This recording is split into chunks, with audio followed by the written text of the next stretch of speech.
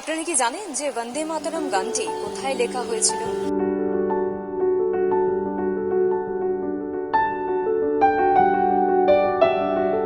বন্দে মাতরম গানটির উৎসস্থল কোথায়?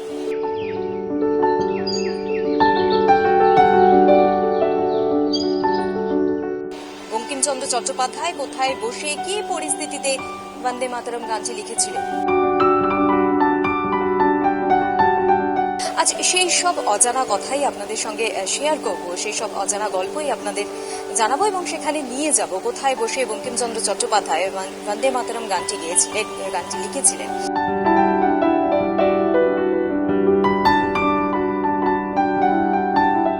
প্রথমে আপনাদের জানেন ইতিমধ্যেই যে বন্দে মাতরমের জাতীয় গান হিসেবে বন্দে মাতরমকে দিল্লির দরবারে ইতিমধ্যেই কেন্দ্রীয় সংস্কৃতির মন্ত্রকের আয়োজন করা একটি লং লিভ ডেমোক্রেসি অনুষ্ঠান, সেই অনুষ্ঠান থেকে একটি পোস্টারে রীতিমতো আনুষ্ঠানিকভাবে লেখা হয় যে এই বন্দে মাতরম গানটি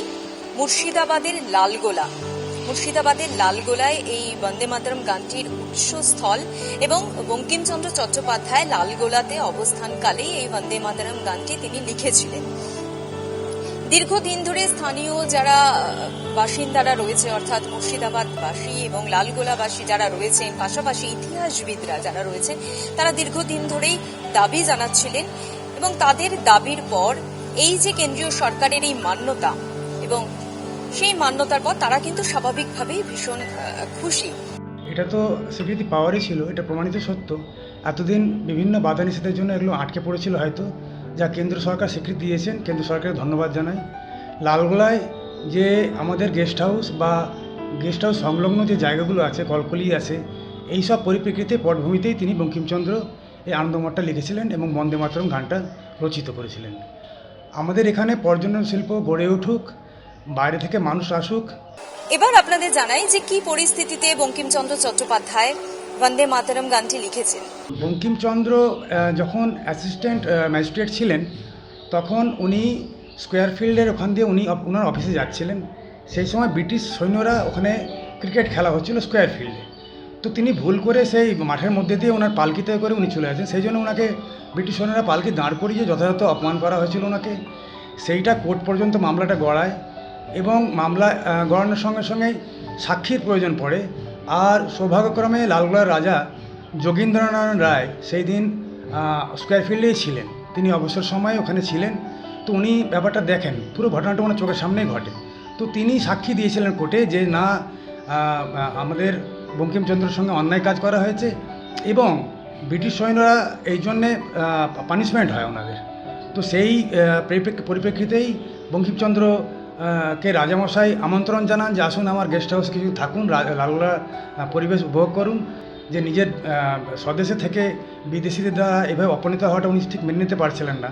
তো রাজার মশাইয়ের সান্নিধ্যে উনি এসেছিলেন, মাস তিনেক ছিলেন এবং সেই সময়ই ওনার মাথায় আসে এই বন্দে মাতরমের রচনা। তিনি এখান থেকেই করেন, উদ্বুদ্ধ হন এবং গোটা দেশের নাগরিককে উদ্বুদ্ধ করেন এই বন্দে মাতরম লেখায় এবং আনন্দমঠ লেখায়। এছাড়াও বন্দে মাতরম গানটি রচনা করার আরও একটি কারণ, যেখানে বঙ্কিমচন্দ্র চট্টোপাধ্যায় তিনি এটাই ভেবেছিলেন যে তিনি এই দেশের বাসিন্দা, তার জন্মভূমি, তিনি এই দেশের বাসিন্দা, কিন্তু স্বদেশী হয়েও তাকে যে ব্রিটিশ সৈন্যরা তাকে অপমান করলো এবং তারই একটা প্রতিবাদ স্বরূপ তিনি কিন্তু এই বন্দে মাতরম গানটি লিখেছিলেন। অর্থাৎ একদিকে শান্ত সবুজ কোলাহল প্রাচীন রাজবাড়ির পরিবেশ এবং অন্যদিকে যে ব্রিটিশরা তাকে অপমান করেছিল তারই একটা প্রতিবাদ স্বরূপ বঙ্কিমচন্দ্র চট্টোপাধ্যায় কিন্তু এই বন্দে মাতরম গানটি লিখেছিলেন। এবং তারপর থেকেই কিন্তু যারা বাসিন্দারা রয়েছে, অর্থাৎ স্থানীয় বাসিন্দারা,